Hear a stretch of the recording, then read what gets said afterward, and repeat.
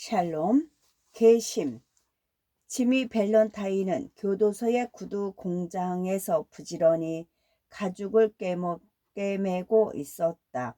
그때 교도관이 와서 지미를 사무실로 데려갔다.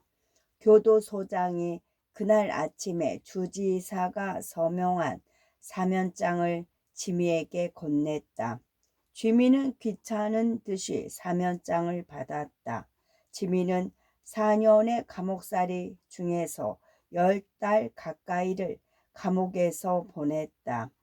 3달 정도면 나갈 수 있으리라고 여겼는데 벌써 이렇게 된 것이다. 지미같이 바깥 세상에 친구를 많이 둔 사람은 감옥살이를 해도 금방 나오곤 했다. 지미, 내일 아침에 풀어주지. 앞으로는 착하게 살아. 자네 속까지 나쁘지는 않잖아. 그러니 금고는 그만 털고 착실하게 살도록 하게. 교도소장이 말했다. 저한테 하시는 말씀이세요? 전 한 번도 금고를 턴 적이 없는데요. 지미가 놀라는 척하며 말했다. 그렇겠지. 교도소장이 방긋 웃었다. 그런데 어쩌다가 스프링필드 사건의 범인으로 잡혀 감옥살이를 하게 됐나? 높으신 양반 대신 들어왔나? 아니면 자네한테 원한을 품은 배심원이 비열하게 유죄라도 내린 건가? 자네처럼 억울하다고 주장하는 사람은 대개 이 둘 중 하나거든. 소장님, 전 스프링필드에는 가본 적도 없답니다. 지미는 시치미를 뚝 떼었다. 간수, 이 친구를 데리고 나가게. 그리고 석방할 때 입을 옷을 챙겨줘. 내일 아침 7시에 대기실로 보내고. 지미, 내가 할 말을 마음에 새겨둬. 다음날 아침 7시 15분에 지미는 교도소장의 사무실에 서 있었다. 지미는 석방되는 사람에게 나라에서 주는 커다란 옷을 입고 뻣뻣한 구두를 신고 있었다. 교도관이 지미에게 기차표와 5달러짜리 지폐 한 장을 건넸다. 착한 시민이 되어 성실히 살라고 나라에서 주는 것이었다. 9762번 죄수 지미 밸런타인은 명부의 주지사에 의한 사면이라고 기록된 후 찬란한 햇빛 속으로 걸어 나왔다. 새들이 노래하고 나뭇잎들이 바람에 한들거리고 향긋한 꽃 향기가 풍겨왔지만 지미는 거들떠 보지도 않고 곧장 한 식당으로 갔다. 지미는 통닭구이와 백포도주 한 병을 시켜 먹으며 자유를 만끽했다. 그리고 느긋하게 정거장으로 가서 입구에 앉아있는 장님의 모자에 25센트짜리 동전 하나를 던져주고는 기차에 탔다. 3시간 뒤 지미는 한 조그만 마을에 내려 친구가 운영하고 있는 카페로 갔다. 카운터에 혼자 앉아있던 친구는 지미를 보자 반갑게 맞으며 악수했다. 지미, 좀 더 빨리 꺼내주지 못해서 미안하네. 스프링필드의 관리들이 워낙 반대를 심하게 해서 말이야. 그래, 기분이 어때? 괜찮아. 내 방 열쇠는? 지미는 열쇠를 받아들고 2층으로 올라갔다. 방은 지미가 떠날 때 그대로였다. 방바닥에는 명탐정 벤의 단추가 여전히 뒹굴고 있었다. 형사들이 들이닥쳐 지미의 팔을 비틀어 꺾었을 때 벤의 셔츠에서 떨어진 단추였다. 지미는 벽에 붙어있는 간이 침대를 편 다음 벽에 널판지 한 장을 밀어 먼지 낀 여행 가방을 꺼냈다. 가방 안에는 동부에서 제일 가는 금고털이용 연장들이 들어있었다. 지미는 그 연장들을 사랑스럽다는 듯이 보았다. 특수한 강철로 만들어진 이 연장들은 드릴과 전공기, 회전 송곳, 조립식 쇠질에 집게 장돌이 지미가 직접 고안한 연장 2개로 구성되어 있었는데 모두 최신식이었다. 지미는 이 연장을 $900나 주고 구입했다. 30분쯤 지나 지미는 아래층으로 내려갔다. 몸에 꼭 맞는 멋진 옷을 입고 먼지를 깨끗하게 턴 여행 가방을 손에 들었다. 지미 이제 뭘 할 건가? 친구가 물었다. 뭘 할 거냐니? 난 뉴욕의 쇼트린의 비스컷 크래커 회사에 일하는데 몰랐나?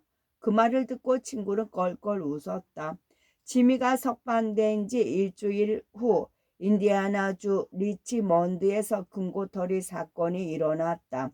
도둑 맞은 돈은 $800밖에 되지 않았지만 범인에 대한 실마리는 아무것도 없었다. 그리고 2주일 뒤 로건 스포트에서 도난 방지 특허를 받은 최신형 금고가 털렸다. 증권이나 은화는 그대로인 채 현금 $1,500만 없어졌다. 이 때문에 형사들이 관심을 가지기 시작했다.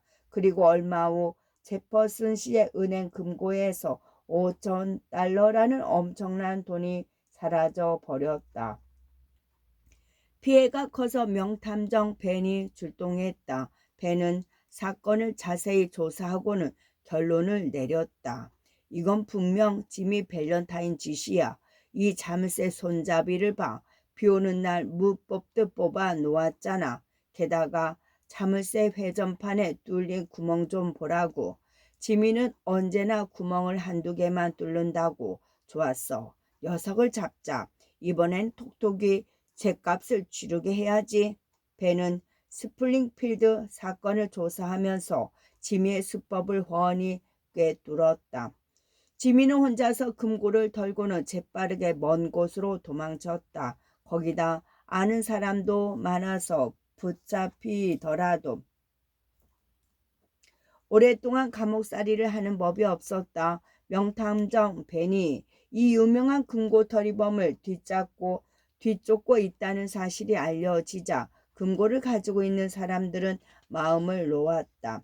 어느 날 오후 지미는 우편 마차를 타고 아칸소 주의 엘모어라는 조그만 마을에 나타났다. 그곳은 참나무가 울창한 시골 절도에서 8km 떨어진 곳이었다. 지미는 고향에 돌아온 대학 4학년 운동선수 같은 모습으로 손에는 여행 가방을 들고 있었다. 지미가 호텔을 향해 걸어가는데 한 젊은 아가씨가 길을 건너오더니 엘모어 은행 안으로 들어갔다. 지미는 아가씨와 눈을 마주친 순간 첫눈에 반해버리고 말았다. 아가씨도 지미를 보고는 눈을 내리깔고 볼을 붉혔다. 지미같이 잘생기고 옷차림이 말끔한 청년은 엘모어에서 드물었던 것이다. 지미는 은행의 돌 계단에서 놀고 있는 소년에게 다가가 10센트 동전을 하나 쥐어주면서 물었다. 저 아가씨는 폴리 시프슨이지? 마치 그 아가씨를 알고 있다는 듯이 지미가 시치미를 뗐다. 아니요, 에너벨 애덤스예요. 여기 은행장 딸이죠. 지미는 호텔로 가서 숙박부에 레프디 스펜서라고 이름을 적고는 방을 예약했다. 그리고 호텔 지배인에게 물었다. 장사를 해볼까 하고 이곳에 왔답니다. 구두 가게를 차릴까 하는데 장사가 잘 되겠습니까? 지배인은 지미의 옷차림과 태도에 호감을 느꼈다. 구두 가게라면 전망이 좋지요. 여기에는 구두 전문점이 하나도 없거든요. 이곳에 자리를 잡으세요. 살기도 좋고 사람들도 정말 친절하답니다. 지미는 2, 3일 머물면서 상황을 살펴보겠다고 말했다. 이제 지미 밸런타인이라는 사람은 세상에서 사라졌다. 대신 사랑으로 새로 태어난 램프 스펜서가 엘모어에 나타났다. 램프는 엘모어에서 구두 가게를 치렀다. 장사는 지배인의 말대로 잘 되었고 친구들도 많이 사귀었다. 그리고 마음속으로 소망했던 사랑도 이루었다. 램프는 에너벨과 사귀면서 점점 사랑에 빠져들었다.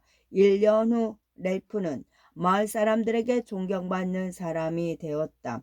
가게는 날로 번창했고 일주일 뒤면 에너벨과 결혼식을 올릴 예정이었다. 에너벨의 아버지는 렐프를 무척 마음에 들어해서 딸을 사랑하는 만큼이나 그를 자랑스러워했다. 어느 날 렐프는 세인트루이스에 있는 옛 친구 빌리에게 편지 한 통을 보냈다. 그리운 친구에게 다음 주 수요일 밤 9시에 리틀 로크의 셀리번 집으로 오게. 내 연장을 자네한테 주고 싶네. 지금은 $1,000를 들여도 이것과 똑같은 연장은 만들 수 없으니 기꺼이 받아주리라 믿네. 빌리, 나는 1년 전에 예전 직업을 버렸다네. 대신 가게를 하며 성실하게 살고 있지. 또 2주일 후면 세상에서 제일 예쁜 아가씨와 결혼한다네. 앞으로는 정직하게 살 거야. 결혼하면 가게를 팔고 서부로 갈 계획이지.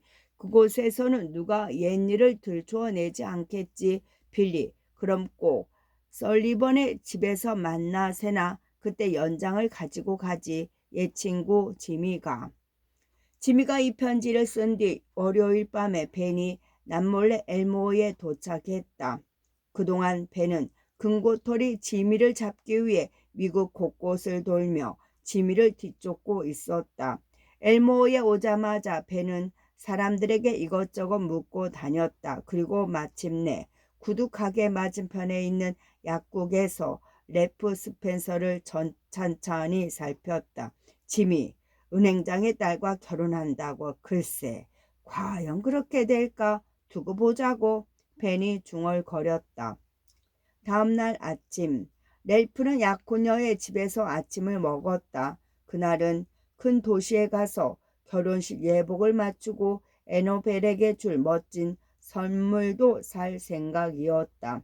아침을 먹고 나서 렐프는 에너벨 은행자 앤덤스 씨, 에너벨의 언니의 딸인 메아와 에가사 등과 함께 거리로 나왔다. 애덤스 씨는 사위에게 은행에 새로 들인 금고를 자랑하고 싶어 했다. 그래서 그들은 은행을 향해 걸었다. 도중에 묵고있는 호텔에 이르자 렐프는 방으로 뛰어 올라가 여행 가방을 가지고 내려왔다. 은행 앞에는 마부 돌프가 렐프를 정거장에 태우고 가려고 마차를 대기해 놓고 있었다. 그들은 떡갈나무 난간을 지나 은행 사무실로 들어갔다. 렐프는 이 마을에서 어디에서나 환영받았다. 은행 사람들도 렐프를 반갑게 맞았다. 렐프가 여행 가방을 내려놓자 에너벨이 행복한 웃음을 지으며 렐프의 모자를 쓰고 가방을 집어들었다. 렐프, 저 어때요? 근사한 웰파노 같지 않아요? 어머나, 근데 이건 왜 이렇게 무겁죠? 마치 금으로 만든 벽돌이라도 들어있는 것 같아요. 니켈 구두 주걱이 들어있어서 그래요. 직접 가져가서 반품하려고요. 그러면 운송료를 절약할 수 있으니까요. 난 당신 덕분에 절약하는 습관을 얻었답니다. 래프가 차분하게 말했다.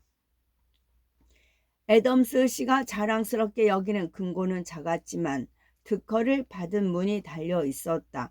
손잡이 하나로 강철 빗장 3개가 동시에 걸리게 되어 있었고 일정 시간이 지나면 자동으로 잠기는 자물쇠가 붙어 있었다. 애덤스 씨는 싱글벙글 웃으며 금고의 작동법을 렐프에게 설명해 주었다. 렐프는 예의 바르게 듣고 있었지만 관심을 두지 않았다. 에너벨의 조카인 9살 메이와 5살 에거사는 반짝이는 금고와 손잡이, 시계 장치가 달린 자물쇠를 보고 재미있어 했다. 사람들이 금고에 정신이 팔려 있는 동안 벤이 슬며시 은행 안으로 들어와 렐프를 훔쳐보았다. 그때 갑자기 에너벨의 언니가 비명을 질렀다. 언니들이 한눈 파는 사이에 메이가 장난치며 동생 에거사를 금고에 넣고 잠가 버린 것이다. 애덤스 씨가 놀라 손잡이를 잡아당겨 보았지만 문은 끔찍도 안 했다. 아, 어쩐다. 자물쇠 비밀번호를 아직 안 맞추어 놓았는데. 그러자 에네벨의 언니가 또다시 비명을 질렀다. 사람들은 어쩔 줄 몰라 웅성거렸다. 조용히 하렴. 모두 조용히 해. 에고사 할아버지 말 들리니? 주위가 조용해지자 캄캄한 금고 안에서 에거서가 무서움에 떨며 우는 소리가 희미하게 들려왔다. 에거사, 어떻게 저 애는 무서워서 죽을지도 몰라요. 문을 열어요. 부수어서라도 열어요. 에너벨 언니가 울며 외쳤다.